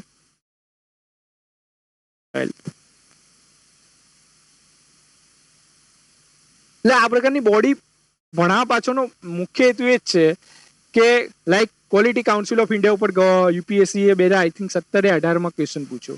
Food safety standard authority of India ઉપર પણ 2016-17 પ્રિલિમમાં ક્વેશ્ચન પૂછાઈ ચૂક્યો છે. તો જે આ પ્રકારના ક્વોલિટી સ્ટાન્ડર્ડ બોડી છે, સ્ટેટ્યુટરી બોડી, જે ડાયરેક્ટ કન્ઝ્યુમરને અફેક્ટ કરે છે, સિટીઝનને અફેક્ટ કરે છે, બરોબર, એ ઉપર યુપીએસસી ક્વેશ્ચન પૂછતી હોય છે. બ્યુરો ઓફ એનર્જી એફિશિયન્સી ઉપર ક્વેશ્ચન પૂછેલો છે.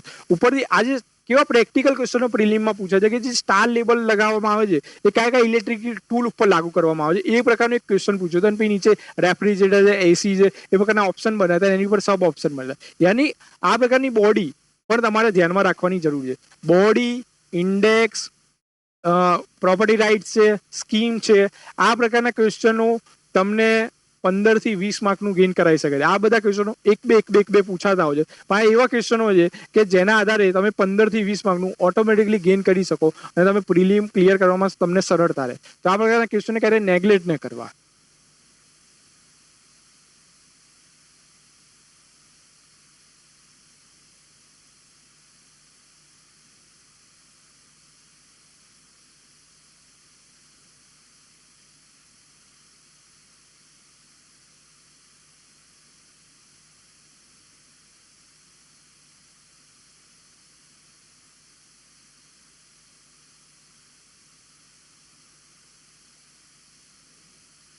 અરે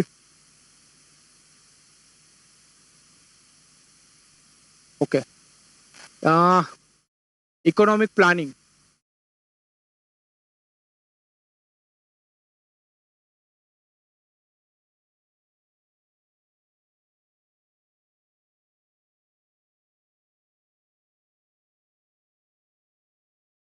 વોટ ઇઝ ઇકોનોમિક પ્લાનિંગ? યાની તમારી જોડે જે રિસોર્સિસ છે એ રિસોર્સનું એ રીતે મેનેજમેન્ટ કરવું મેક્સિમમ ઇકોનોમિક ડેવલપમેન્ટમાં, મેક્સિમમ લોકોના કલ્યાણમાં એનો યુઝ થાય એ રીતે તમારે પ્લાન કરવું. That's cold economic planning simple ભાષામાં. જેની ત્રણ ફોર્મ્યુલા છે. આના ઉપર જ આખા વર્લ્ડ લેવલ ઉપર કોઈ પણ કન્ટ્રી પોતાના ઇકોનોમીનું, પોતાના અર્થવ્યવસ્થાના રિસોર્સિસ છે, જમીન, મૂડી, શ્રમ, નિયોજક, આ જે 4 ફેક્ટર કહેવાય એનું આ લોકો મેનેજમેન્ટ કરતા હોય છે. કેપિટલિઝમ ટોટલી માર્કેટ ડિસાઇડ કરશે કઈ વસ્તુ, કઈ ચીજ વસ્તુનો યુઝ કરવાનો, કેટલું પ્રોડક્શન કરવું, એની કિંમત કેવી રાખવી. ટોટલ માર્કેટમાં જેની ડિમાન્ડ હશે એના ઉપર એનું ચીજ વસ્તુનું પ્રોડક્શન થશે. ટોટલ યુએસએ જે યુરોપિયન, વેસ્ટર્ન યુરોપિયન કન્ટ્રીમાં છે એમાં એક આવી મોડલ જોવા મળે કેપિટલિઝમ. જો સોશિયલિઝમ. સોશિયલિઝમમાં શું હોય? ટોટલી ગવર્મેન્ટ ડિસાઇડ કરશે કે કેટલી ચીજ વસ્તુ તમે પ્રોડક્શન કરો. લાઈક કે આ પેન છે તો આ પેનનું વર્ષમાં 100 પેન જ બનાવવાની, બરોબર, એની વેલ્યુ તમારે 10 રૂપિયા જ રાખવાની. આ પ્રકારની જે ડિસાઇડ હોય ને એ ગવર્મેન્ટ કરે, like socialism. Set for example USSR હતું. ચાઇના પોતાને સોશિયલિસ્ટ કન્ટ્રી ગણે છે ઓફિશિયલી, પણ છે નહીં.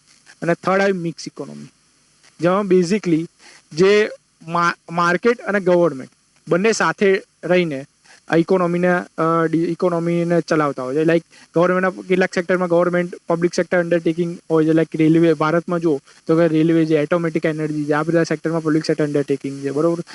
કોલ છે, આયન છે, બધામાં. સાથે સાથે માર્કેટનું પણ પ્રભુત્વ છે, પ્રાઇવેટ સેક્ટરનું પણ પ્રભુત્વ છે. That's vote mix economy. Globally તમે જોવા જાવ ને તો આજના સમયમાં મિક્સ ઇકોનોમીનું જ વર્ચસ્વ રહેલું છે, કોઈ પણ કન્ટ્રી હોય XYZ. કેમ કે ના ફૂલી પ્રાઇવેટના હાથમાં દેશની અર્થવ્યવસ્થા સોંપાય, ના ટોટલી ગવર્મેન્ટના હાથમાં પણ સોંપાય. તો અત્યારે તમે યુએસએ પણ જોશો, ચાઇના પણ જુઓ, ઇન્ડિયા પણ જુઓ, તમને મોર ઓર લેસ મિક્સ ઇકોનોમી તરફ જ એ લોકો અત્યારે ગતિ વળી ચૂક્યા છે. તો આ ત્રણ એક પ્રકારના પ્લાનિંગ છે જેના ઉપર જ તમામ પ્રકારના પ્લાનિંગ નક્કી થતા હોય છે. તો ભારતમાં શું હતું? આ પ્લાનિંગ કે મિક્સ ઉપર શરૂઆત થઈ. કોણે શરૂઆત શું કર્યું? પ્લાનિંગ કમિશન બનાવ્યું. એ non statutory, non constitutional body હતી. 1950માં સ્થાપના થઈ. અને એને પછી દર 5 વર્ષે અલગ અલગ પ્રકારની પંચવર્ષીય યોજના જે કહેવાય એ બધી દર 5 વર્ષે પંચવર્ષીય યોજના બહાર પાડતી હતી, બરોબર. શરૂઆતમાં એ લોકો હેવી ઇન્ડસ્ટ્રી પર ભાર આપ્યો, કેમ કે હેવી ઇન્ડસ્ટ્રીના દ્વારા જવાહરલાલ નહેરુ એમ માનતા હતા કે જેટલું હેવી ઇન્ડસ્ટ્રીને પ્રમોટ કરીશું એમ્પ્લોયમેન્ટ જનરેશન થશે, પ્લસ ઇન્ટરમીડિયેટ રો મટીરિયલ પણ એ પ્રોવાઈડ કરશે, જેના કારણે બીજી જે અલગ અલગ એના સંલગ્ન નાની નાની ઇન્ડસ્ટ્રીના પણ બુસ્ટઅપ થશે. ત્યારબાદ એ લોકો એગ્રીકલ્ચર ઉપર ભાર આપ્યો. પછી ગરીબી હટાવ છે, HRD હ્યુમન રિસોર્સ ડેવલપમેન્ટ ઉપર ભાર આપ્યો. તો 1991માં રિફોર્મ્સ લાયા પ્લાનિંગમાં, લિબરલાઇઝેશન LPG કર્યું, પછી મેક્સિમમ પ્રાઇવેટાઇઝેશન તરફ પર ભર્યા.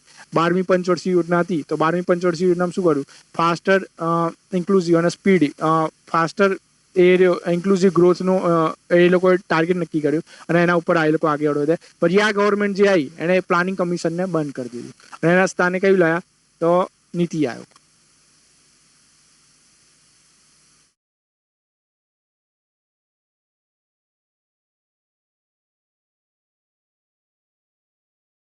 નીતિ આયોગ લાયા, national institute of transforming of India આયોગ.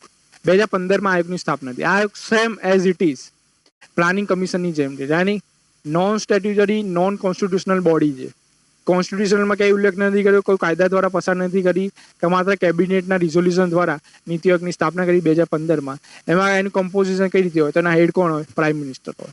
દરેક સ્ટેટના ચીફ મિનિસ્ટર, પોંડિચેરી દિલ્હી વિધાનસભાના ચીફ મિનિસ્ટર, દરેક યુનિયન ટેરિટરીના લેફ્ટનન્ટ ગવર્નર એ સિવાયના એના મેમ્બર હોય. આ ઉપરાંત એક વાઇસ ચેરમેન હોય. કેબિનેટ મિનિસ્ટરનો રેન્કનો એક વાઇસ ચેરમેન હોય.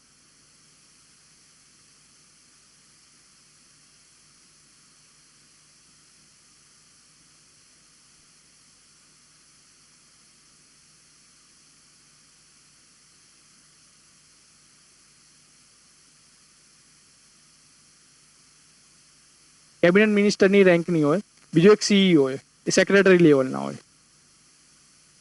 એ 4 મિનિસ્ટરો, 4 મિનિસ્ટરોના મેમ્બર હોય કોઈ પણ ફિલ્ડના, કોઈ પણ ડિપાર્ટમેન્ટના. એની નિમણૂક કોણ કરે? પ્રાઇમ મિનિસ્ટર કરે. વર્તમાનમાં હોમ, ડિફેન્સ, ફાઇનાન્સ અને એગ્રીકલ્ચર મિનિસ્ટર નીતિ આયોગના મેમ્બર છે. એટલે એક થિંક ટેન્ક છે. જે પહેલા પ્લાનિંગ કમિશન શું કરતું હતું, સ્ટેટને કેટલા ફંડ આપવું ને એ પણ ડિસાઇડ કરતું. નીતિ આયોગ આમાં ક્યારેય ઇન્વોલ્વ નહીં થતું. નીતિ આયોગનું મેઇન પર્પઝ થિંક ટેક તરીકે ઇકોનોમિક ડેવલપમેન્ટ થાય, સોશિયલ વેલફેર કઈ રીતે થાય એના માટે એ લોકો સ્ટેટ અને સેન્ટ્રલનું કોઓર્ડિનેશન બોડી લાઈક કોઓપરેટિવ ફેડરલિઝમનું જે કહેવાય ને જે બેઝિક સ્ટ્રક્ચર એ નીતિ આયોગ પ્રોવાઈડ કરે છે. જ્યાં રાજ્ય અને કેન્દ્ર ભેગા મળીને પોતપોતાના વિચાર રજૂ કરે છે અને કઈ રીતે દેશમાં સામાજિક અને આર્થિક વિકાસની પોલિસી મેકિંગમાં વધુને વધુ એકબીજાના વધુ સહાયકારી થઈ શકે એના માટે ચર્ચા વિચારણા કરતા હોય છે. નીતિ આયોગે ઘણી બધી ઇનિશિયેટિવ ચાલુ કરી, બરોબર, લાઈક દર્પણ પોર્ટલ. એ પહેલા આપણે એક જોઈ લઈએ.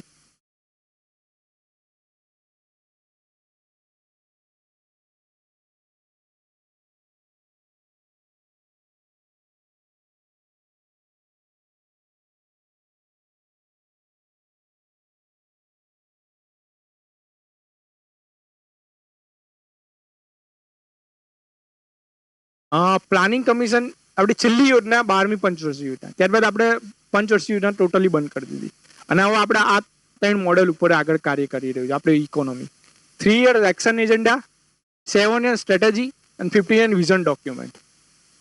ક્વેશ્ચન આ રીતે 3 યર સ્ટ્રેટેજી, 7 વિઝન, 15 એક્શન, આ રીતે પણ ગોળ મથોડ કઈ પૂછવો તો પૂછી શકે છે. પણ આ યાદ રાખજો, 3 year action agenda, 7 year strategy agenda and 15 year vision document. એના ઉપર કયા કયા સેક્ટરની કેટલી ચેલેન્જીસ છે, એના સોલ્યુશન શું, એ બધું બહાર પાડતા હોય. નીતિ આયોગ સમય બ્લુ પ્રિન્ટ એની બહાર પાડતી હોય. મેન્સ માટે 3 યર એક્શન એજન્ડા વાંચો, વધારે લાભકારી છે ઇકોનોમીના પર્સપેક્ટિવથી. તો એ મેન્સ વખતે વાંચી લેવો, એની સમરી વાંચી લેશો તો પણ ચાલશે. નીતિ આયોગે ઘણા બધા ઇનિશિયેટિવ ચાલુ કર્યા, લાઈક દર્પણ પોર્ટલ એનજીઓ માટે છે. ઓનલાઈન એનજીઓ દર્પણ પોર્ટલમાં રજીસ્ટ્રેશન કરાવી દેવાનું, તો એને ફોરેન કોન્ટ્રીબ્યુશન રેગ્યુલેશન એક્ટ 2010 હેઠળ એને ફોરેનમાંથી ફંડિંગ ભેગું કરવું હોય તો એને ઇઝીલી મળે, તો એને પરમિશન મળી હતી. એડીપી એક્સપિડિશનલ ડિસ્ટ્રિક્ટ પ્રોગ્રામ ખૂબ જ એક સારો પ્રોગ્રામ છે વર્તમાન ગવર્મેન્ટનો, કે 115 રાજ્ય દેશના બેકવર્ડ જિલ્લાનો 115 બેકવર્ડ જિલ્લા દેશના અન્ય જિલ્લાઓના સમકક્ષ આવી જાય એના માટે ગવર્મેન્ટે ચાલુ કર્યું છે એક્સપિડિશન ડિસ્ટ્રિક્ટ પ્રોગ્રામ. નીતિ આયોગના તાંબા હેઠળ જ કામ કરી રહ્યું છે, જેના સોશિયલ ડેવલપમેન્ટ, ઇકોનોમિક ડેવલપમેન્ટ માટે ખૂબ જ to the point union government એને મોનિટરિંગ કરતી રહી હોય છે. પછી પોષણ અભિયાન, મેલન્યુટ્રિશનની જે સમસ્યા છે એ સમસ્યાના નિવારણ માટે પ્રેગ્નેન્ટ વુમન, ચિલ્ડ્રન અને લેક્ટિંગ મધર ઉપર આ લોકો બેઝિકલી ફોકસ કરી રહ્યા છે. એસડીજી ઇન્ડેક્સ નીતિ આયોગ ખુદ બહાર પાડી છે, જે યુનાઇટેડ નેશન રીતે બહાર પાડે છે એસડીજી ઇન્ડેક્સ, એટલે નીતિ આયોગ ખુદ એસડીજી ઇન્ડેક્સ બહાર પાડી છે દરેક સ્ટેટનું. બીજા Pragati model, proactive active and governance, proactive active governance and timely implementation platform છે, ઓનલાઈન વેબ પ્લેટફોર્મ છે.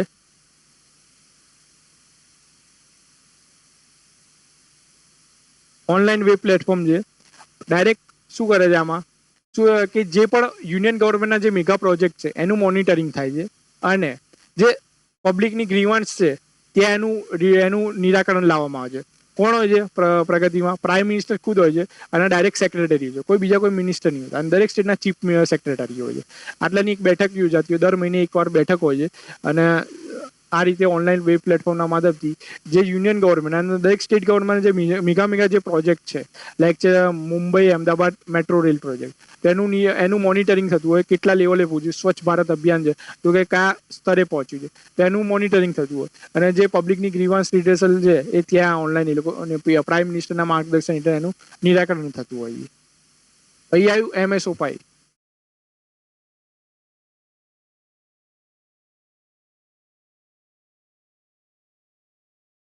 Ministry of static and implementation programme.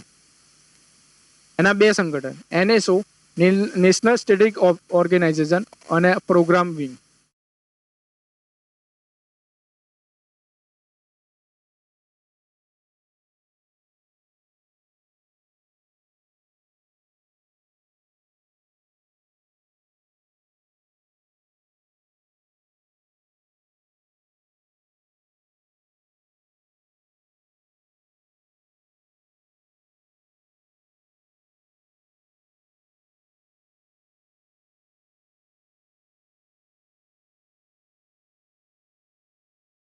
શું છે?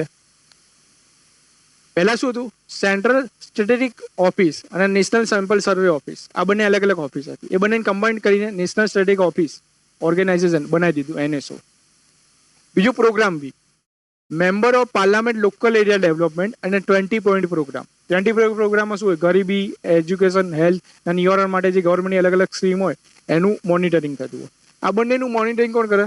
Ministry of static and implementation programme કરે. હવે એમાં જોઈશું આપણે આગળ ઇન્ડિસીસ. એમાં આપણે આગળ જોઈશું અનએમ્પ્લોયમેન્ટ.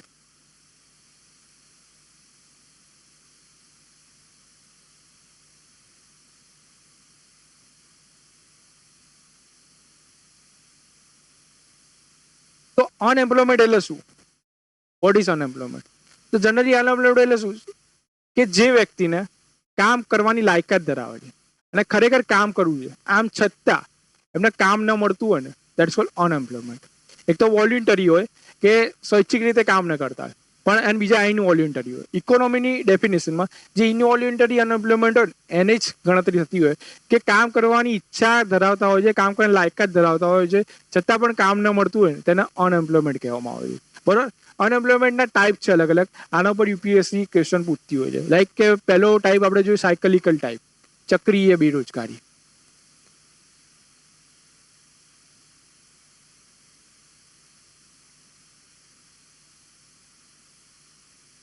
હવે સાયકલિકલ ટાઈપમાં શું હોય? તો કે એમાં તમે જુઓ કે જ્યારે માર્કેટમાં તેજી અને મંદી ચક્રી રીતે ચાલુ હોય ત્યારે તેજીમાં રોજગારી વધે અને મંદીમાં અચાનક રોજગારી ઘટે, ત્યારે જે બેરોજગારી સર્જાય ને એને સાયકલિકલ અનએમ્પ્લોયમેન્ટ કહેવાય. બીજી ફ્રિક્શનલ.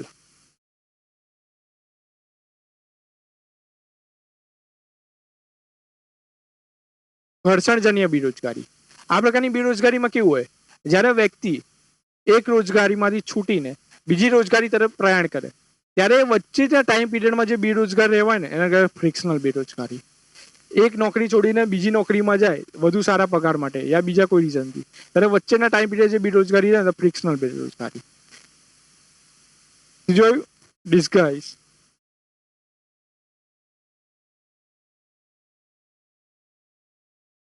પ્રચ્છન્ન બેરોજગારી. અહીંયા શું હોય? જે લેબરર હોય ને એની માર્જિનલ પ્રોડક્ટિવિટી 0 હોય. મીન્સ કે આ પ્રકારની બેરોજગારી એગ્રીકલ્ચરમાં ખાસ જોવા મળે. માન લો કે એક જમીનમાં 10 મજૂરની જરૂર છે, બરોબર?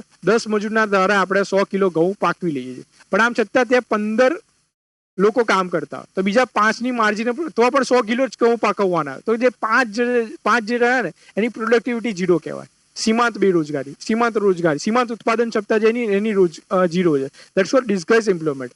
બરોબર? એ લોકોને કદાચ બીજા કોઈ ધંધામાં બીજી કોઈ સેક્ટરમાં એને ટ્રાન્સફર કરવામાં આવે તો એ ત્યાંથી એમ્પ્લોયમેન્ટ જનરેશન વધારે, પ્રોડક્શન પણ વધે અને પોતે સારું એમ્પ્લોયમેન્ટ જનરેશન પણ થઈ શકે. That's what disguise unemployment. ચોથી સ્ટ્રક્ચરલ.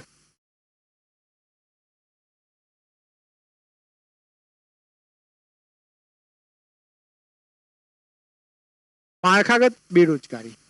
માળખાગત બેરોજગારી એટલે શું? અર્થવ્યવસ્થામાં રોજગારીની ઓપોર્ચ્યુનિટી ઘણી છે, પણ અનફોર્ચ્યુનેટલી એની સામે રોજગારી માટે જે લાયકાત જોઈએ, જે સ્કિલ જોઈએ એ લેબરમાં હોતી નથી, અને એના કારણે જે બેરોજગારી સર્જાય એને સ્ટ્રક્ચરલ અનએમ્પ્લોયમેન્ટ કહેવાય. લાઈક ઇન્ડિયામાં સ્કિલ ડેવલપમેન્ટ માત્ર 4 યા 5% અરાઉન્ડ જ છે, અને એના કારણે આપણે ઘણી બધી એમ્પ્લોયમેન્ટ ઓપોર્ચ્યુનિટી હોવા છતાં પણ આપણે ત્યાં બેરોજગારીનો દર વધુ છે. તો એને કઈ કહેવાય? સ્ટ્રક્ચરલ અનએમ્પ્લોયમેન્ટ કહેવાય. બીજી આવે, પાંચમી આવે seasonal.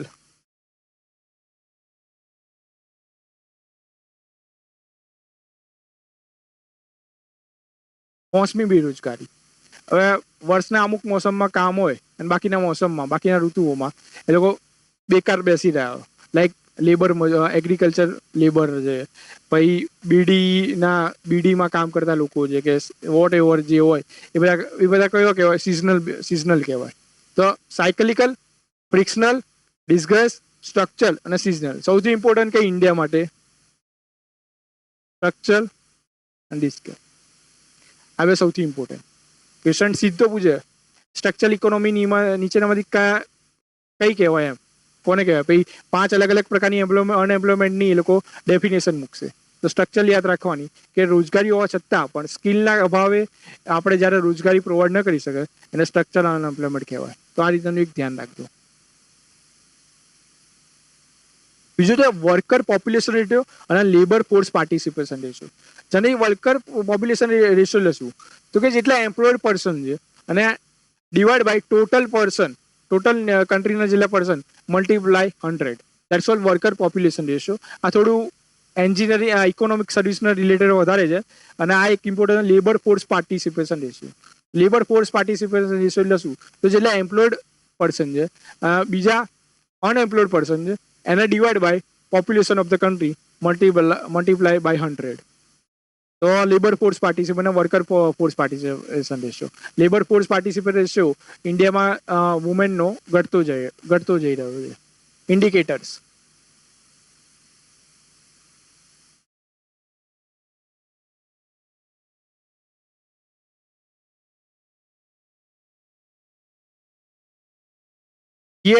GDP, GNP, NNP, gross domestic production. કોઈ પર્ટિક્યુલર કન્ટ્રીને સીમામાં પર્ટિક્યુલર ટાઈમમાં યાની 1 વર્ષની અંદર જેટલી પણ ચીજ વસ્તુનું ઉત્પાદન થાય ને દેટ્સ કોલ્ડ જીડીપી. ભારતમાં જીડીપીની ગણના કઈ રીતે થાય?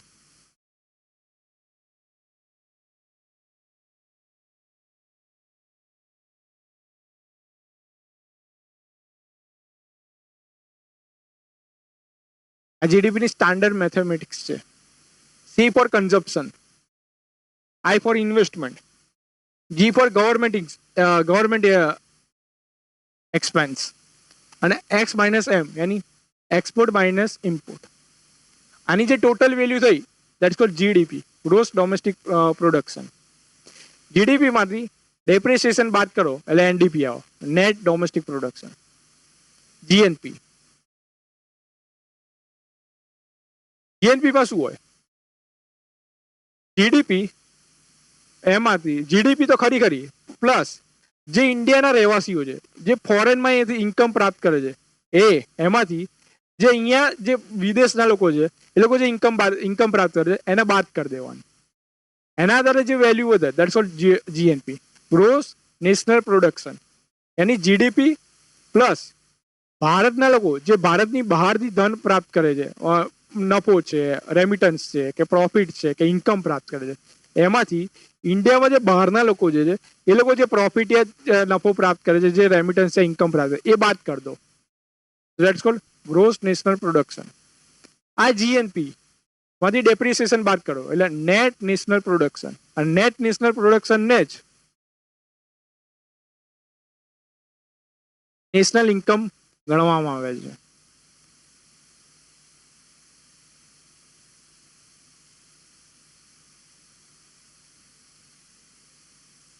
આ નેશનલ ઇન્કમ કોણ? નેટ નેશનલ પ્રોડક્શન ને નેશનલ ઇન્કમ કહેવાય. National income divide by population that's what per capita income. જે માથાદીઠ આપણે રાષ્ટ્રીય આવક જે ગણીએ છીએ એ આખા ફોર્મ્યુલા બેઝ ઉપર જ ગણાય. ક્વેશ્ચન પૂછે નેશનલ ઇન્કમ એટલે કઈ? GDP, NDP, GNP, NNP. Generally આ બધા કેલ્ક્યુલેશન હોય છે એમાં 2 રીતે જનરલી હોય છે. ઘણા બધી મેથડ હોય છે પણ એ બધા આપણા માટે યુપીએસસીના પર્સપેક્ટિવથી એટલી બધી ઇમ્પોર્ટન્ટ નથી. પણ 2 પ્રકારની એક તો મેથડ હોય છે. એક તો ફેક્ટર કોસ્ટ અને બીજી એક છે માર્કેટ પ્રાઇસ. ફેક્ટર કોસ્ટમાં કેવું હોય કે જે ચીજ વસ્તુ જે છે એનું પ્રોડક્શન કોસ્ટ હોય અને પ્લસ હોય સબસિડી હોય. જે ગવર્મેન્ટ થ્રુ જે સબસિડી એ બંનેનું વેલ્યુ એડિટ કરીને એ આ ગણવામાં આવે છે. બીજું એક છે કે માર્કેટ પ્રાઇસ. માર્કેટ પ્રાઇસમાં કેવું હોય કે જે પ્રોડક્શન કોસ્ટ છે એમાંથી સબસિડી બાદ કરવામાં આવે અને જે ટેક્સીસ છે ઇનડાયરેક્ટ ટેક્સ, જીએસટી, વેટ ને એ બધું એમાં ઇન્ક્લુડ કરવામાં આવે. એની ફેક્ટર કોસ્ટ અને માર્કેટ પ્રાઇસ. આપણને ઇકોનોમિક સર્વેમાં પણ કંઈક ચર્ચામાં હતું કે જીડીપીના આંકડા એ લોકો કંઈક અલગ અલગ બદલતા હોય છે અને અલગ અલગ રીતે હોય. બેઝિકલી જીડીપી સીએસઓ બહાર પાડતું હોય. સીએસઓ આપણે જોયું કે નેશનલ સ્ટેટિક ઓર્ગેનાઇઝેશન, બરોબર, જેની હેઠળ સીએસઓ પહેલા કામ કરતું હતું. વર્ષ 2 નું બેઝ યર હોય. 2011-12 આનું બેઝ યર છે જીડીપીનું.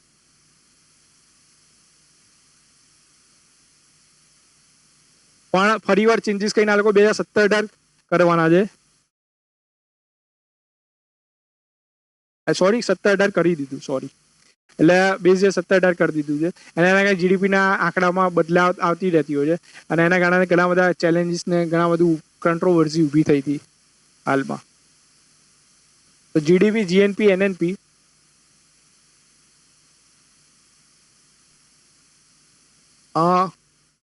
What is inflation? ઇન્ફ્લેશન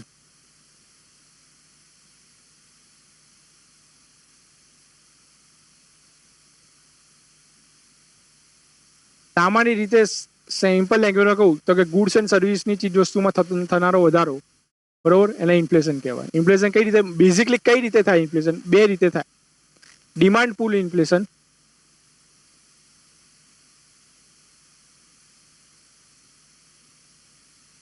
લોકોની ખરીદ ક્ષમતા વધે, લોકો પાસે પૈસા આવે તો ઇઝીલી લોકો વધુ વધુ ચીજ વસ્તુઓની માંગ વધશે. સામે એટલી ચીજ વસ્તુ સપ્લાયમાં નહીં હોય તો ચીજ વસ્તુનો ઓટોમેટિકલી ભાવ વધશે. That's all demand push inflation.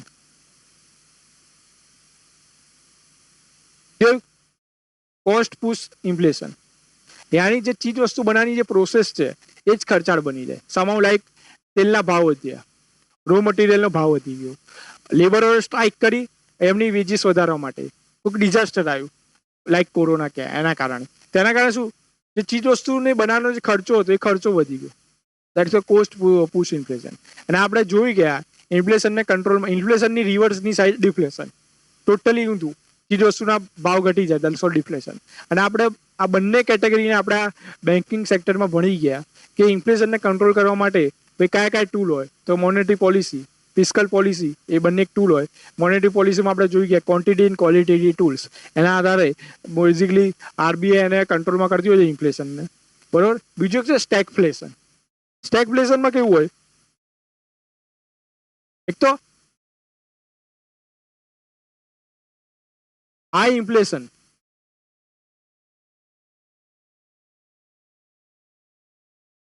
વધુ ફુગાવો,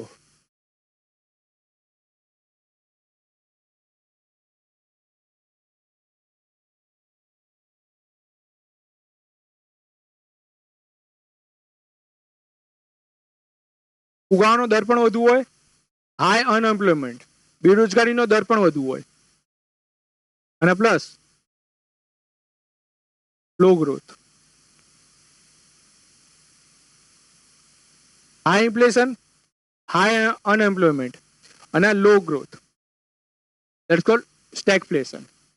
જનરલી ઇન્ફ્લેશનને આપણે ટાર્ગેટ નક્કી કર્યો છે આરબીઆઈએ.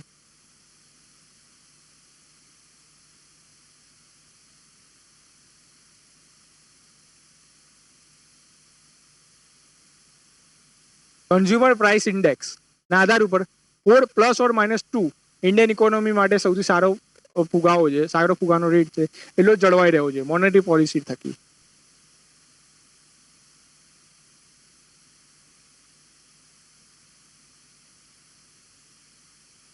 હેડલાઇન ઇન્ફ્લેશન, હેડલાઇન ઇન્ફ્લેશન એવું ઇન્ફ્લેશન જે ઓવરઓલ ઇકોનોમીને અફેક્ટ કરતો હોય. પહેલા હોલસેલ પ્રાઇસ ઇન્ડેક્સ એક હેડલાઇન ઇન્ફ્લેશન તરીકે જાણીતો હતો, પણ હવે ગવર્મેન્ટે ચેન્જીસ કરીને સીપીઆઈને હેડલાઇન ઇન્ફ્લેશન તરીકે ડિક્લેર કર્યું છે. ક્વેશ્ચન પૂછાય કે હેડલાઇન ઇન્ફ્લેશન કયું છે, સીપીઆઈ, હોલસેલ પ્રાઇસ ઇન્ડેક્સ કયું, તો કે કન્ઝ્યુમર પ્રાઇસ ઇન્ડેક્સ એ હેડલાઇન ઇન્ફ્લેશન છે. બીજો core inflation.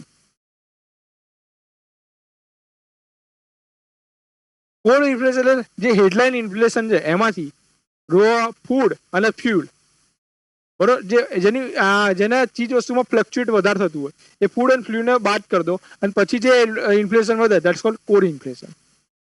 Headline inflation, core inflation, stagflation, type of inflation અને ઇન્ફ્લેશન જોયું. હવે ઇન્ડેસીસ જોઈશું.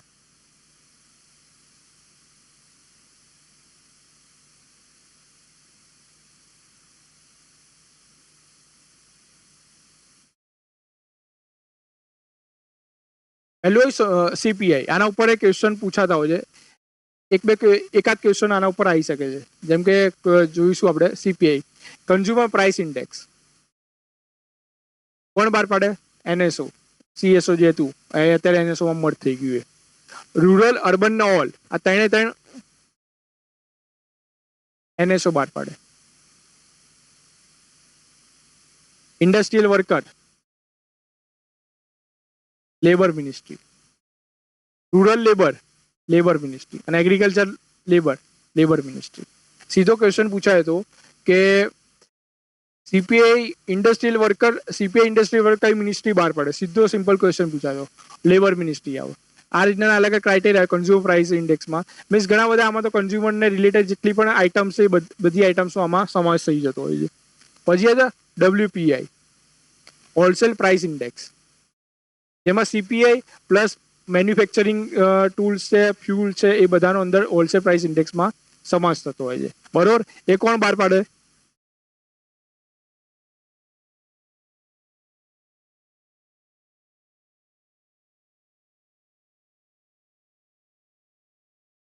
Economic adviser, department of promotion of infrastructure and internal trade.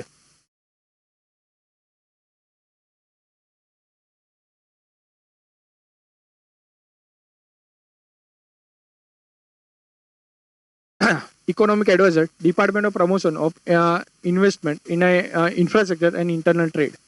Investment infrastructure internal trade. Economic adviser wholesale price index બહાર પાડતું હોય છે. બરોબર. આ ઉપરાંત પીપીઆઈ છે, purchase power index, producer power index, sorry. એમાં શું હોય બેઝિકલી, જે ગુડ્સ એન્ડ સર્વિસનો જે કોસ્ટ હોય ને એ કોસ્ટ જ ડિસાઇડ થાય. બરોબર, એ કોસ્ટના આધારે જ ઇન્ફ્લેશન નક્કી થાય. એમાં કોઈ ટેક્સ યા કોઈ સબસિડી એનું કેલ્ક્યુલેશન ના થાય. પણ પ્રોડ્યુસર પ્રાઇસ ઇન્ડેક્સ એટલે એમાં એટલું ધ્યાન રાખજો, ગવર્મેન્ટના જે ઇનડાયરેક્ટ ટેક્સીસ જે છે એમાં ઇન્ક્લુડ ના થાય. માત્ર જે કોસ્ટ હોય એ કોસ્ટના આધારે જ આખો ઇન્ફ્લેશન નક્કી થાય. બીજું આઈઆઈપી, ઇન્ડસ્ટ્રીયલ ઇન્ડેક્સ. દર 2-3 મહિને આના ઇન્ડેક્સના બહાર પાડતા હોય છે. એમાંનો એક છે કોર ઇન્ડસ્ટ્રી, જે આઈઆઈપીના 40% જેટલું વેઇટેજ ધરાવે છે. 8 જેટલી ઇન્ડસ્ટ્રીનો કોર ઇન્ડસ્ટ્રી તરીકે સમાવેશ થાય છે. લાઈક છે રિફાઇનરી છે, ઇલેક્ટ્રિસિટી છે, સ્ટીલ છે, ક્રૂડ ઓઇલ છે, સિમેન્ટ છે.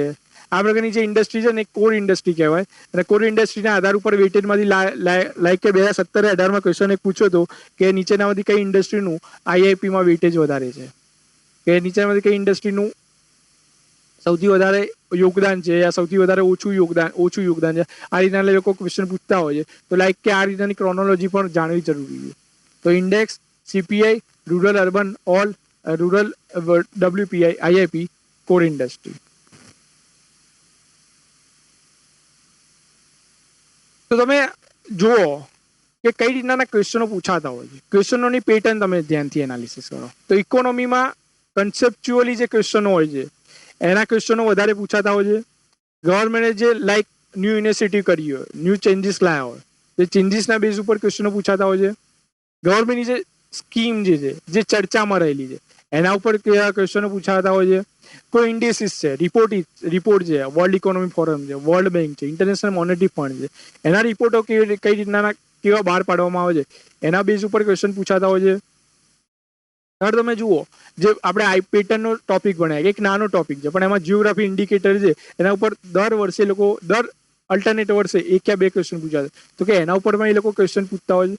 યાની બેઝિકલી પ્રિલિમમાં શું કરવાનું છે, છેલ્લા 5 વર્ષના ક્વેશ્ચનના પેપરનું એનાલિસિસ કરશો સબ્જેક્ટ વાઇઝ બાયફર્ક્યુશન કરીને, એટલે તમને આરામથી ખબર પડશે કે કયા ચેપ્ટરમાંથી કેટલા પ્રકારના ક્વેશ્ચન પૂછાતા હોય છે. એના કારણે શું થશે, એક તો તમને પેપરનું એનાલિસિસ થશે, અને સેકન્ડ જે અનનેસેસરી જે તમે સબ્જેક્ટ વાંચતા હોય અનનેસેસરી કે જેમાંથી ક્યારેક કોઈ પૂછાતું જ નથી. હવે લાઈક કે જીડીપી આપણે પૂછે ભાઈ consumption, income, government, export, import, it's fine.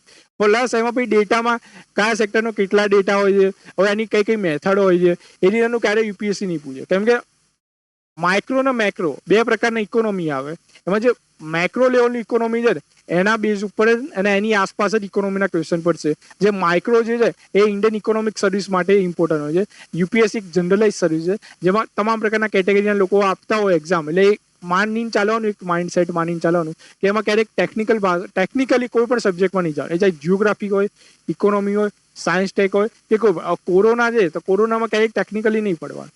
Simple જે કહા છે વાયરસ તો શું છે, વાયરસની બોડી પર શું અસર થાય, એ રીતના જે બેઝિક સવાલ હોય એ રીતના પ્રિપેરેશન કરવાની. હવે તમે કોરોનાને આખા ઉપર સ્ટડી કરી દેશો તો યુઝલેસ છે, કેમ કે યુપીએસસી ક્યારે પૂછશે નહીં. તો સેમ છે ઇકોનોમીમાં પણ તમે આ રીતે બેઝિક ફંડા ક્લિયર રાખો, બરોબર. અને ડે ટુ ડેમાં તમે મેક્સિમમ આન્સર મેક્સિમમ તમે ઇકોનોમીના MCQ છે એ બધા સોલ્વ કરો.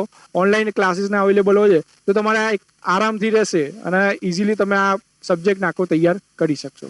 તો આપણે આખું જે ઇકોનોમી તમે જોયું કે બેઝિકલી મોનેટરી પોલિસી પૂરી થઈ ગઈ, બેન્કિંગ, ઇન્સ્યોરન્સ, ફાઇનાન્સ પૂરું થઈ ગયું.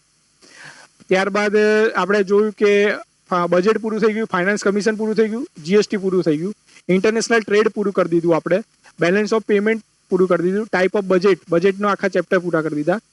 અલગ અલગ સેક્ટર, એગ્રીકલ્ચર લઈ લીધું, મેન્યુફેક્ચરિંગ લઈ લીધું, સર્વિસ સેક્ટર લઈ લીધું, MSME સેક્ટર લઈ લીધું. એમાં જે મેઇન નીતિ જે મેઇન ઇનિશિયેટિવ હતી, મેઇન યોજનાઓ એ સંપૂર્ણ આપણે કવર કરી દીધી. HRD અને બીજું એક સેક્ટર છે ઇન્ફ્રાસ્ટ્રક્ચર, એ આખું કવર કરવાનું 2 સેક્ટર છે જે નેક્સ્ટ લેક્ચરમાં આપણે પૂરું કરી દઈશું. તો અત્યારે આપણે આટલે સુધી આપણે સીમિત રાખીએ છીએ. Thank you.